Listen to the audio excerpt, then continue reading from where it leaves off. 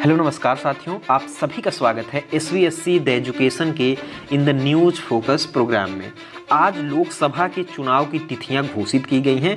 क्या तिथियां बिंदुवार हम लोग यहां पर देखेंगे। साथियों, आपको बता दें कि लोकतंत्र का सबसे बड़ा पर्व और साथ में सबसे बड़े लोकतांत्रिक देश में चुनाव का आयोजन होने की तिथियां घोषित कर दी गई हैं। जैसा कि आपको पता है कि लोकसभा का चुनाव 2024 में होने वाला था।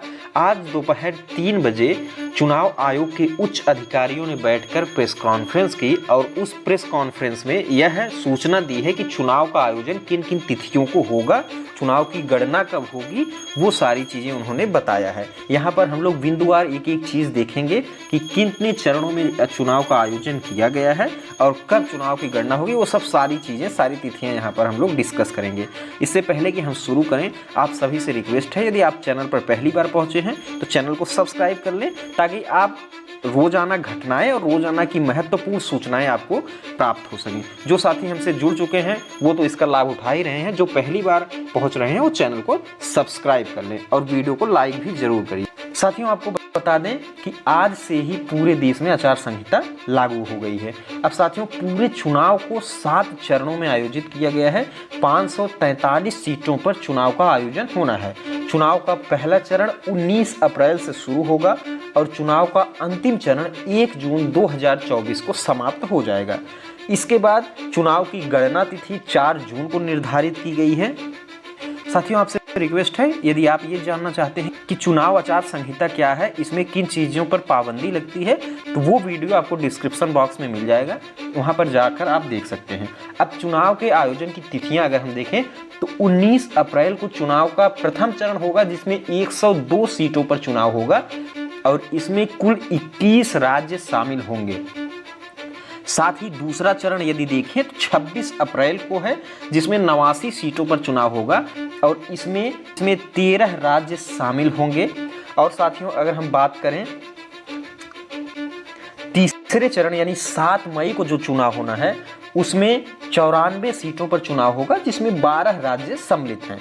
उसके बाद अगला चरण 13 मई को जिसमें 96 सीटों पर चुनाव होना है और इसमें 10 राज्य शामिल होंगे। साथ ही अगला चरण देखें 20 मई को चुनाव होगा जिसमें 49 सीटों पर चुनाव का आयोजन होगा और इसमें कुल मिलाकर 8 राज्य शामिल होंगे। जो छठवां चरण है 25 मई को होगा और इसमें कुल 57 सीटों पर इलेक्शन का आयोजन किया जाएगा जिसमें 7 राज्य शामिल हैं और 1 जून को अंतिम चरण होगा यानी 7वां चरण होगा जिसमें 8 राज्य शामिल हैं और इसमें कुल 57 सीटों पर चुनाव कराया जाएगा। आपको बता दें कि 22 ऐसे, इसमें अगर हम बात करें तो इसमें साथियों जो अब बताने जा रहे हैं इसमें केंद्र शासित राज्य भी हैं और पूर्व राज्य भी हैं। तो 22 ऐसे राज्य हैं जिसमें एक ही चरण में चुनाव का आयोजन होगा। 4 ऐसे राज्य हैं जिसमें 2 चरणों में चुनाव होगा। 2 ऐसे राज्य हैं जिसमें 3 चरणों में चुनाव होगा। और साथियों, यदि 3 राज्यों की बात कर लें, 3 ऐसे राज्य हैं जिसमें 4 चरणों में चुनाव होगा और 2 ऐसे राज्य हैं जिसमें 5 चरणों में चुनाव होगा और साथ ही साथ 3 ऐसे राज्य हैं जिसमें 7 चरण में चुनाव होगा। उन 3 राज्यों की बात करें तो यूपी, बिहार और पश्चिम बंगाल, क्योंकि यूपी में लोकसभा की सीटें सबसे अधिक 80 हैं जहां एक लंबे प्रक्रिया की योजना बनानी पड़ेगी क्योंकि 80 लोकसभा क्षेत्र हैं तो इसमें समय लगेगा। तो उत्तर प्रदेश, बिहार और वेस्ट बंगाल में यहाँ पर 7 चरणों में चुनाव का आयोजन होगा। उसके बाद 4 जून को चुनाव की गणना होगी, वोटों की गिनती होगी। जो रिजल्ट आएगा वो शाम तक आप सभी को पता चल जाएगा। साथियों, एक रिक्वेस्ट है कि आप किस लोकसभा क्षेत्र से आते हैं और किस चरण में आपका चुनाव है उसको आप कमेंट बॉक्स के माध्यम से हमसे साझा कर सकते हैं। और यदि आप चैनल पर पहली बार हैं तो चैनल को सब्सक्राइब कर लीजिए। In the news focus program में आज के लिए इतना ही और वीडियो को शेयर भी करिए ताकि सभी जागरूक मतदाताओं को ये सूचना प्राप्त हो सके। बहुत बहुत धन्यवाद।